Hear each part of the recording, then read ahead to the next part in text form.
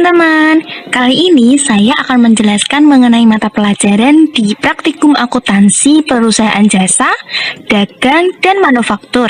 Tepatnya pada KD menerapkan pencatatan transaksi ke dalam buku pembantu kartu piutang.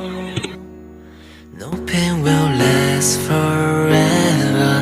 Let's look at the stars high in the sky. Nah, kita sekarang ke pengertiannya ya. Buku besar pembantu piutang adalah buku besar umum yang akan sangat membantu perusahaan dagang dalam memberikan kemudahan informasi tentang adanya piutang. Buku besar pembantu piutang ini berfungsi mencatat rincian piutang perusahaan menurut nama langganan atau debitor. Dibutuhkannya bukti-bukti berupa faktur penjualan, bukti penerimaan kas untuk bukti penerimaan tagihan atau piutang, dan nota debit atau kredit.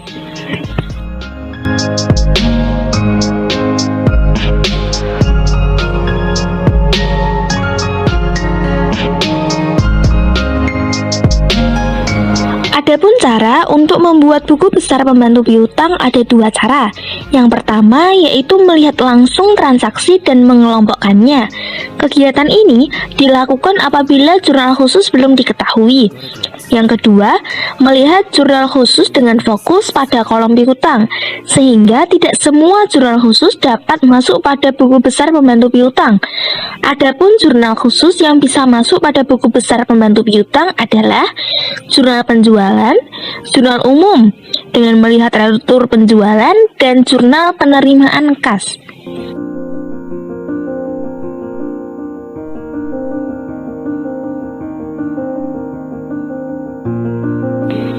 Nah, berikut bentuk buku pembantu piutang.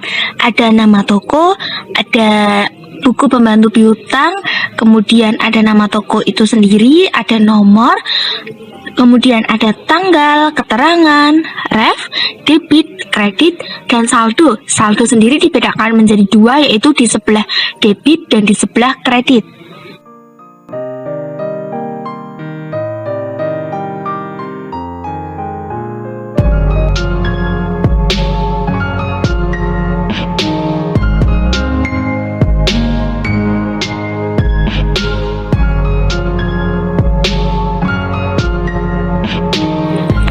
Berikut merupakan keterangan dari bentuk buku pembantu piutang. Yang pertama ada nama toko. Nama toko diisi sesuai dengan toko yang ada pada transaksi, sehingga bisa jadi lebih dari dua buku besar pembantu piutang. Yang kedua ada nomor. Nomor diisi sesuai dengan pengarsipan atau kriteria. Misalnya C001 menunjukkan customer atau pelanggan dengan nomor 001. Yang ketiga ada tanggal. Tanggal diisi sesuai dengan tanggal terjadinya perubahan akun pada piutang. Yang keempat ada keterangan. Keterangan itu diisi dengan bukti transaksi yang tersedia atau yang terjadi. Kemudian yang kelima ada ref. Ref diisi dengan jenis jurnal atas setiap transaksi. Yang keenam ada debit. Debit diisi nominal penambahan akun piutang apabila melihat dari jurnal khusus melihat saldo piutang pada sisi debit. Yang ketujuh ada kredit. Kredit diisi dengan nominal pengurangan akun piutang. Piutang dagang berkurang karena adanya retur penjualan dan pelunasan atau penghapusan piutang.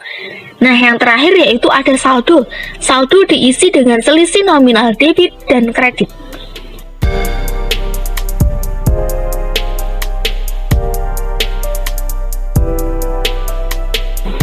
Berikut merupakan contoh soal.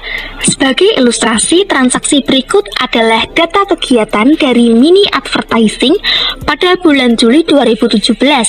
Yang pertama itu ada data piutang kepada debitor atau pihak peminjam pada tanggal 1 Juli 2017. Ada perusahaan dagang sinar motor dengan jumlahnya itu Rp6.400.000.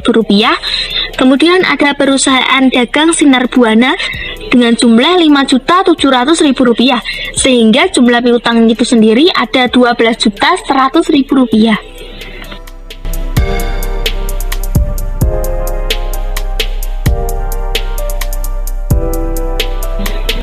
Yang kedua, transaksi mini advertising pada bulan Juli 2017 yang terjadi di antaranya pada tanggal 5 Juli 2017 dengan nomor faktur S06 pada perusahaan dagang Sinar Nusantara dengan jumlah Rp4.300.000. Kemudian pada tanggal 12 Juli 2017 dengan nomor faktur S07 pada perusahaan dagang Sinar Jaya dengan jumlah Rp5.500.000, dan pada tanggal 24 Juli 2017 dengan nomor faktur S06 pada perusahaan dagang Sinar Dian dengan jumlah Rp5.700.000. Maka jumlah penjualan kredit pada bulan Juli 2017 yaitu Rp15.500.000.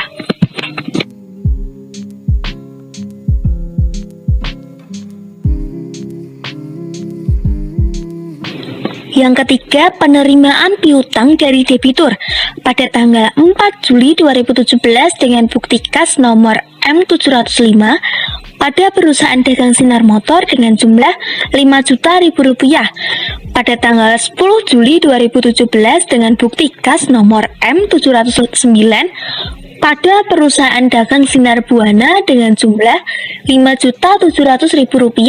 Kemudian pada tanggal 14 Juli 2017 dengan bukti kas nomor M715 pada perusahaan dagang Sinar Jaya dengan jumlah Rp3.000.000. Kemudian pada tanggal 27 Juli 2017 dengan bukti kas nomor M724 pada perusahaan dagang Sinar Dian dengan jumlah Rp4.000.000, sehingga jumlah piutang diterima pada bulan Juli 2017 ada Rp17.700.000.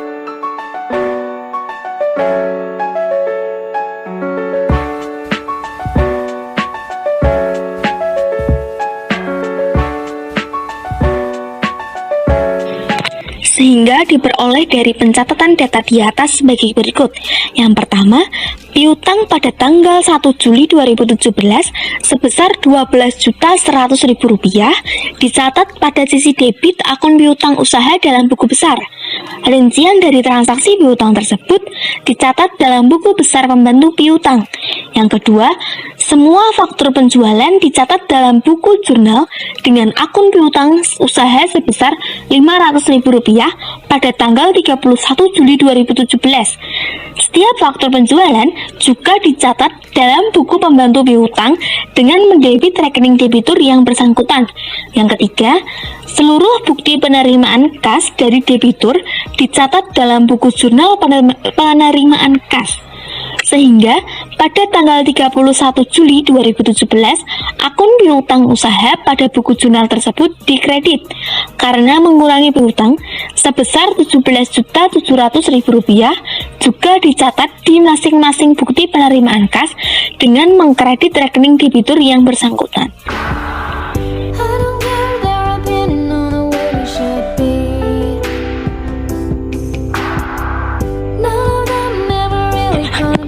Nah, berikut merupakan jawaban dari buku pembantu piutang tersebut.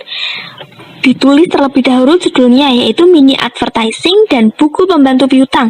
Pada sisi kanan ditulis tokonya yaitu perusahaan dagang Sinar Motor. Pada sisi kiri ditulis file yaitu DS01. Pada tanggal 1 Juli 2017 diperoleh saldo dengan debit Rp6.400.000. Kemudian pada tanggal 4 Juli 2017 dengan keterangan bukti nomor M705 dengan refnya yaitu JKM1 kredit Rp5.000.000 sehingga saldo tersebut tersisa Rp1.400.000 di sisi debit.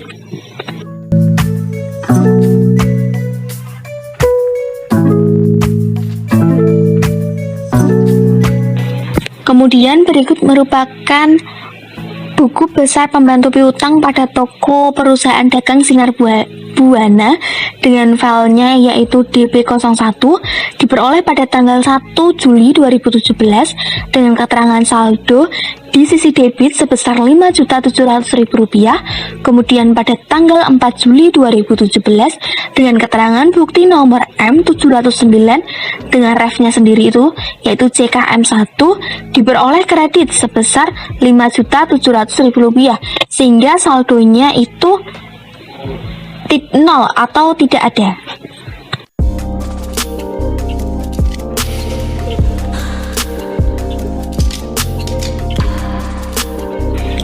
Kemudian pada toko perusahaan dagang Sinar Nusantara dengan file DN01 diperoleh pada tanggal 1 Juli 2017 dengan keterangan saldo di sisi debit Rp4.300.000. Kemudian pada tanggal 5 Juli 2017 dengan keterangan faktur nomor S06 dengan ref JPN1 diperoleh debit Rp4.300.000 sehingga saldo tersebut 0 atau tidak ada.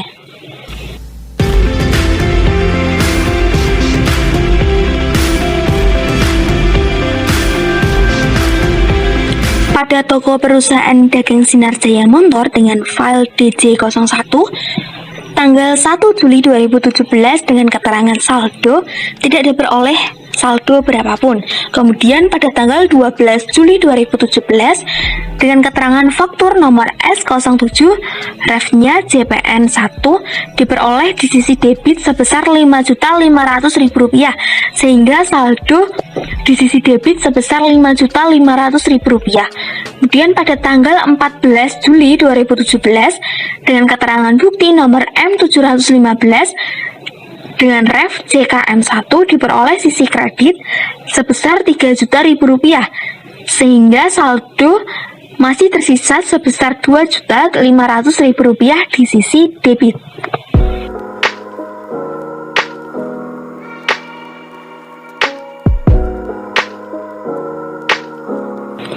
Yang terakhir yaitu pada toko perusahaan dagang Sinardian dengan file DD01 tanggal 1 Juli 2017 dengan keterangan saldo tidak diperoleh saldo berapapun.